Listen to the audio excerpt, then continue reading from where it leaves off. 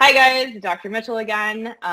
In this video, we will be talking about casting and ranges of variables, specifically focusing on the fact that the int data type is limited in the values that it can hold and what can happen when we try to go outside of those ranges.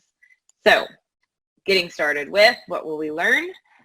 We are going to look at the fact that integer variables are limited into how much data they can store. We can also represent those minimum and maximum values with some constants in our integer class. And we will also learn about what will happen, particularly the overflow error, if we end up with an expression that goes outside of that range. So, as I stated earlier, data types are limited in how much information they can store. Ints can only hold numbers up to so big. Doubles can kind of actually go a little bit bigger than ints. But no matter what, there are limits to the data that we can store in these different data types. Booleans are limited to only true or false.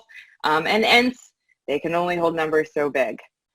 So we're going to look at some examples. Starting with making sure that we understand what those minimum and maximum values are.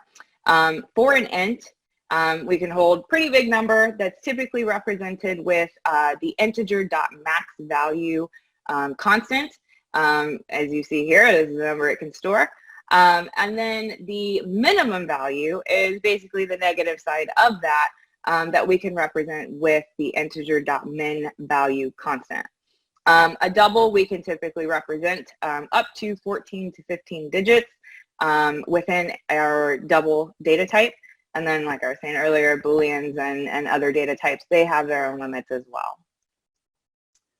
So just looking at some examples first, here we see that this particular program is showing us an error because we have an integer number that's too large. Specifically, these two numbers. We're trying to store a number that is just a little bit too big inside of our posInt and negInt variables. So as a result, when we go to run this program, because we're trying to store numbers that are just too large in those variables, we're going to wind up with an error on the compiler because we can't even store those in those variables in the first place. So on the other end, if we were to actually try to store a number that is allowed, for example, the actual limit for the maximum value for an int, I can store that inside of posInt.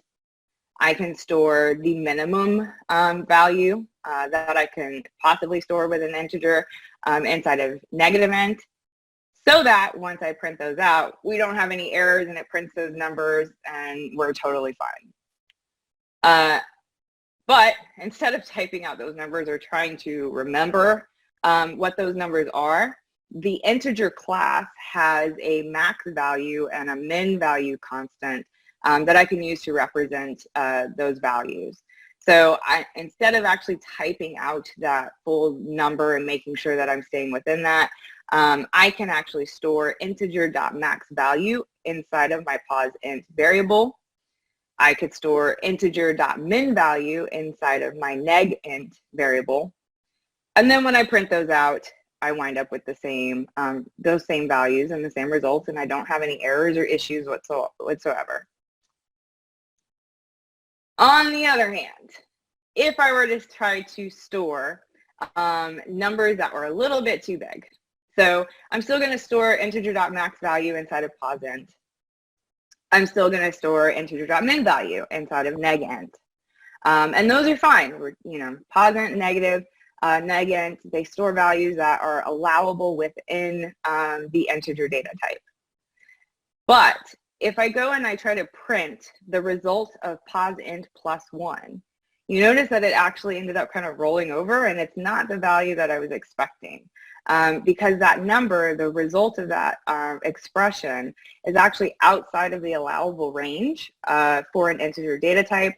So even though it'll still compile, it does not provide the result that I was expecting because it's outside of that allowable range. Same thing if I do negInt minus 1. it doesn't provide the value that I'm expecting because it's outside, it ends up going outside of that allowable range. So again, the expression itself, or the compiler, will compile this because there's nothing syntactically wrong with this statement, but it's just that the result of that expression then results into a value that's outside of that range, and on the compiler or on the console, I'll end up seeing a value different than what I'm expecting because it rolled over. So let's look at some additional examples and make sure that we kind of get that concept down. So if I were to look at this example, I have int num1 and some number stored inside of that. I have this number stored inside of num2, and then result is going to store the result of this expression num1 plus num2. This is totally fine. Num1 has a value that totally works. It's within my allowable range for max and min for integers. Num2 is also fine. So that's also, you know, storing a value that's within that allowable range.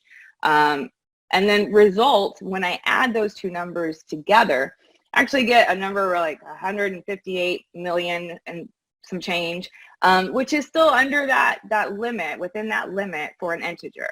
So this won't result in any type of errors on my compiler or even with what's output on my console. On the other hand, if I try to multiply these two numbers, so again, my first number, the number I'm storing inside of num1 is an allowable number for that, so that's going to be fine.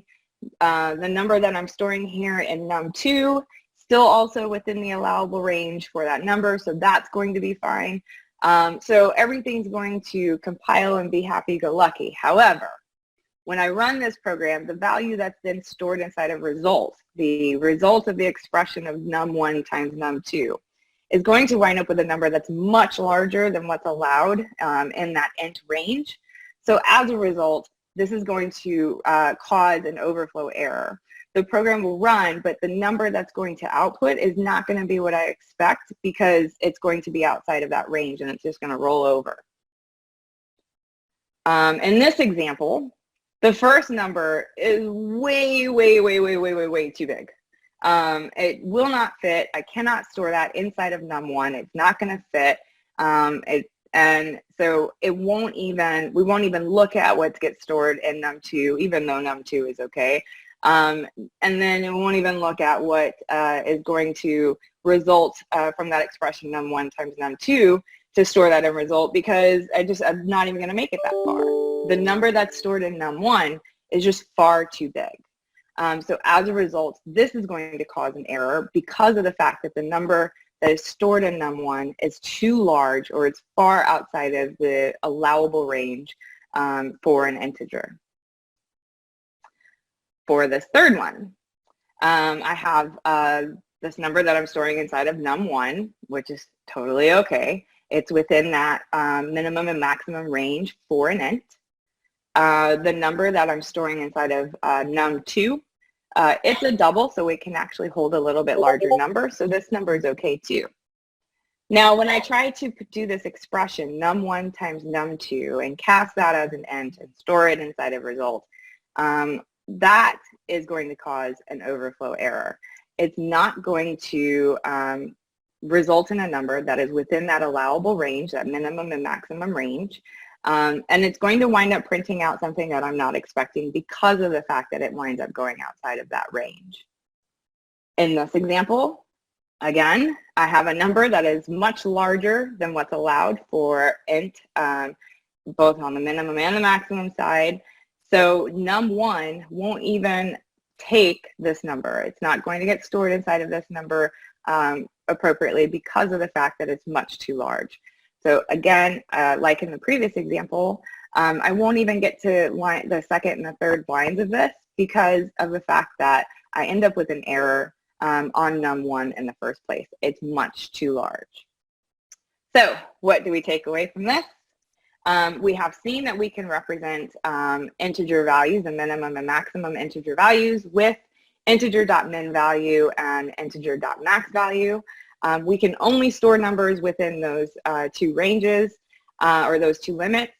And if an expression evaluates to a value outside of that range, I'm going to wind up with an overflow that's going to show me a different result, even though the program may compile for me anyways. So thanks again, and you guys have a great day.